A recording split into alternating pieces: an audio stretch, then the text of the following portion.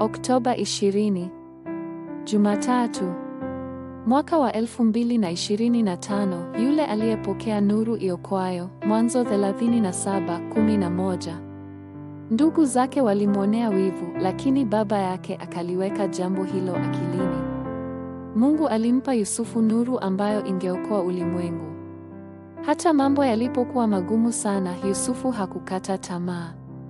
Alishiriki nuru ya Mungu na watu wengi kote ulimwenguni.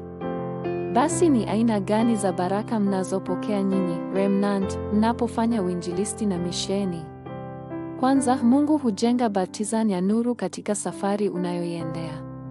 Hiyo ina maana popote unapoenda, watu kutoka duniani kote wanaishi na injili inatangazwa hata kwa ukoo wako. Baraka kubwa na majibu yanakujia wewe ambaye umekombolewa kutoka gizani. Pili, Mungu hujenga hekalu la nuru. Popote uendapo, kumbi 3 zitatengenezwa.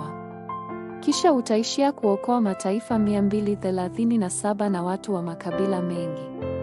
Zaidi ya hayo, utaweza kuponya wagonjwa na kuokoa wazao. Huu ni uinjilisti na umisheni. 3, uchumi wa nuru hurejeshwa.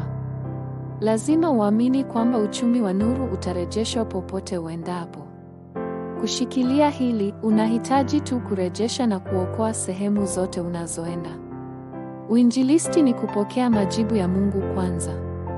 Misheni ni kupokea baraka za kweli kutoka kwa Mungu. Unapotembea kwenye njia ambayo Mungu anafanya kazi, baraka za kumbi 3 zitakuja. Kwa hivyo, kumbuka hili na utoke kwa ujasiri kama shahidi. Ombi la agano. Mungu Baba, nisaidie kupeleka nuru ya uzima kwa ulimwengu mzima ninaposhikilia nuru hii inayonipa uzima. Ninaomba katika jina la Bwana Yesu Kristo aliye hai. Amen.